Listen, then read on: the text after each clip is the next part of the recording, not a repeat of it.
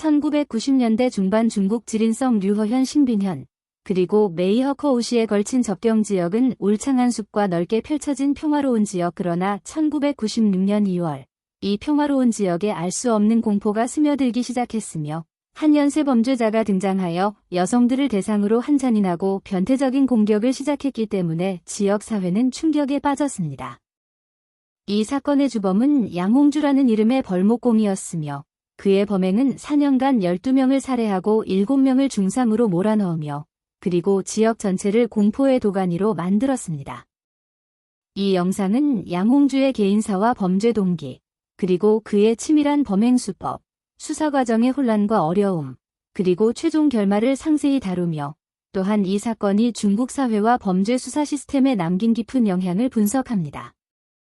양홍주는 1964년 지린성 류허현 향양진의 가난한 벌목공 가정에서 태어났으며 그의 가정은 경제적으로 매우 열악하여 기본적인 생계조차 유지하기 어려운 상황이었고 게다가 아버지는 벌목 일을 하다 부상으로 인해 일을 지속할 수 없게 되었습니다. 양홍주는 태어날 때부터 얼굴에 이목구비가 비대칭이고 체형이 마른 사회적 기준에서 매력적이지 않은 외모를 가지고 있었으며 이로 인해 어린 시절부터 또래들에게 끊임없는 조롱과 따돌림을 받았고 따라서 그의 자아 형성과 심리적 안정에 깊은 상처를 남겼습니다. 이러한 외모 콤플렉스는 그의 성격에 큰 영향을 미쳤으며 그리고 점차 사회적 고립과 열등감을 키우는 주요 요인이 되었습니다.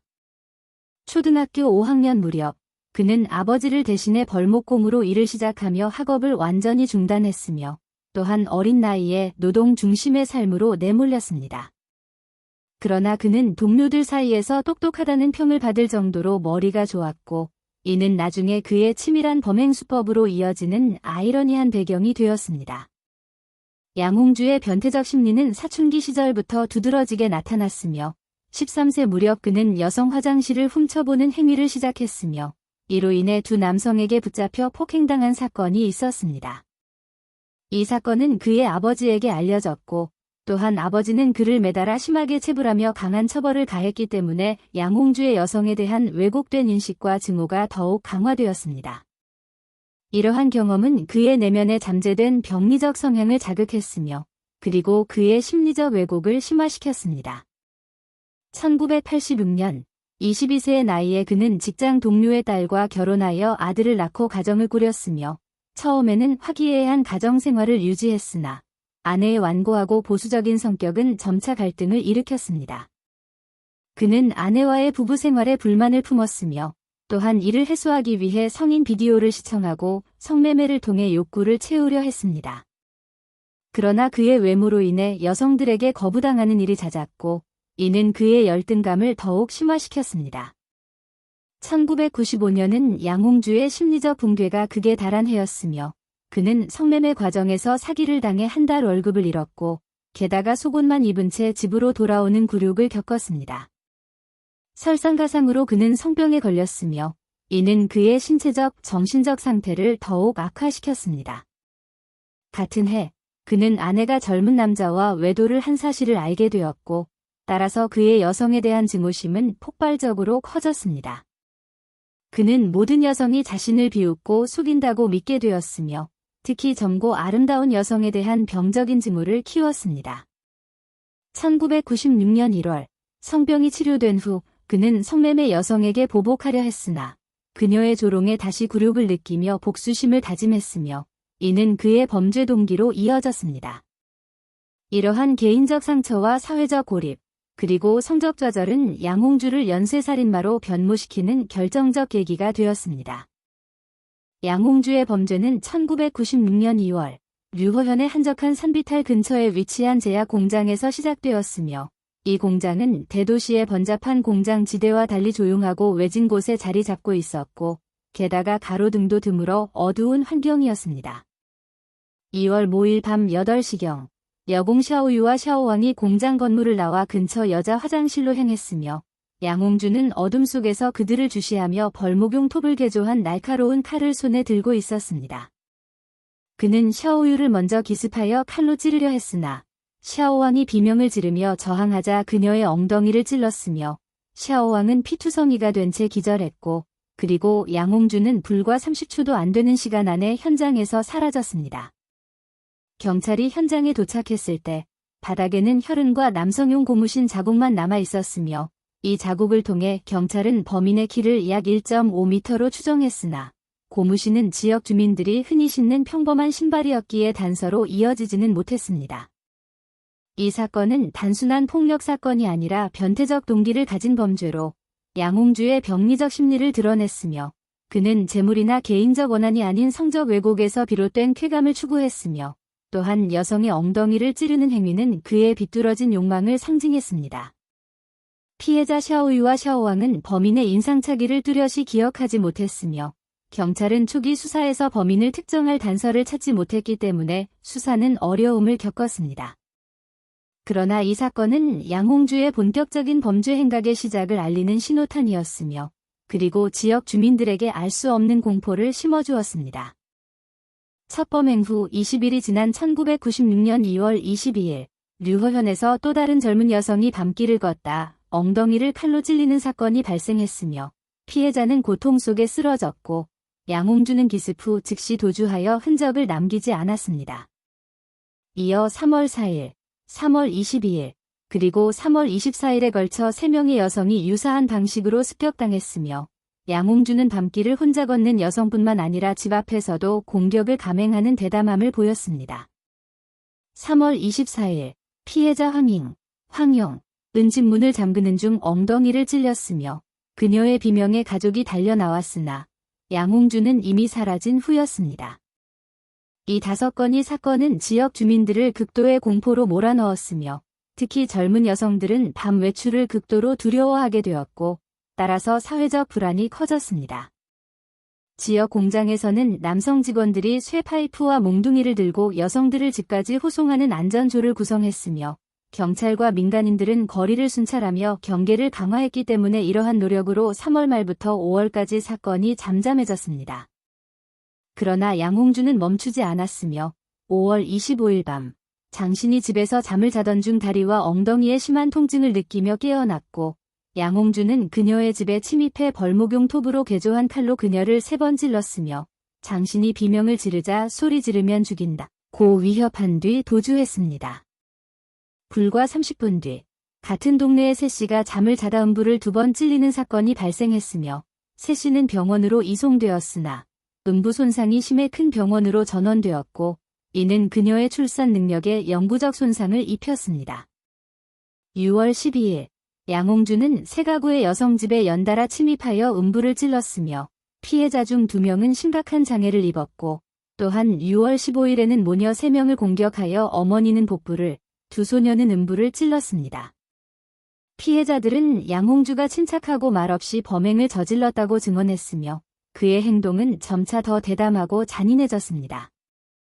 4개월 동안 13건의 습격이 발생하며 류허현은 극도의 공포에 휩싸였으며 여성들은 집안에서도 안전하지 않다고 느끼며 친척집으로 이사하거나 혼자 살기를 포기했습니다.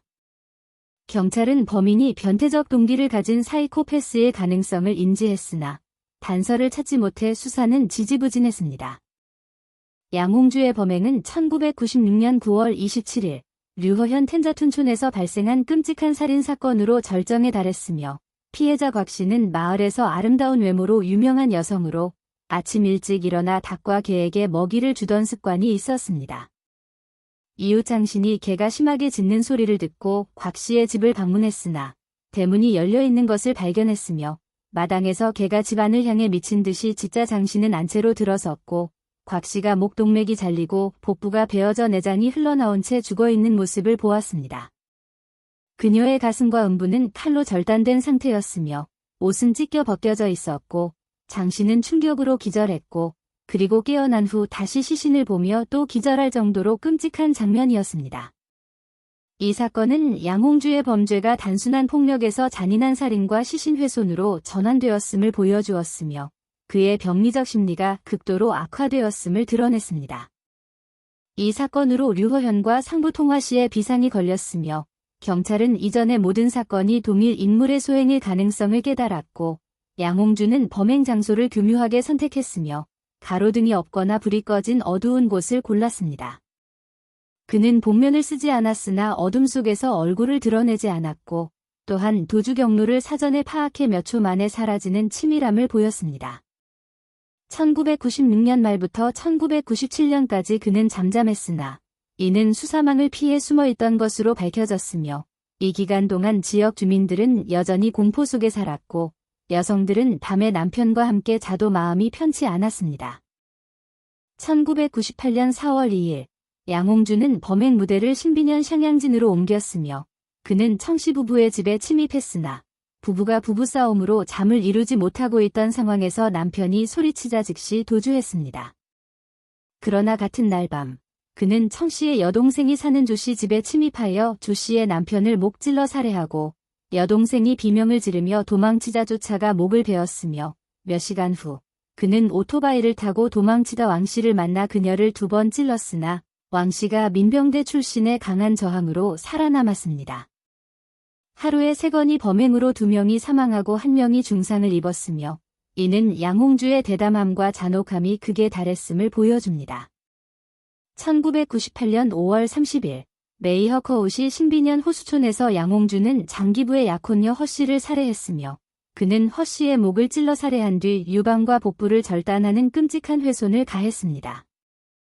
6월 10일 그는 조씨를 침대에서 찔러 사망하게 했으며 6월 21일에는 강씨 집에 침입해 그녀의 얼굴을 찔렀으나 강씨의 강한 저항과 이웃의 개입으로 칼을 잃고 도주했으며 이 과정에서 잃은 칼, 벌목용 톱을 개조한 흉기에는 그의 지문이 선명히 남아있었고 이는 중요한 증거로 확보되었습니다.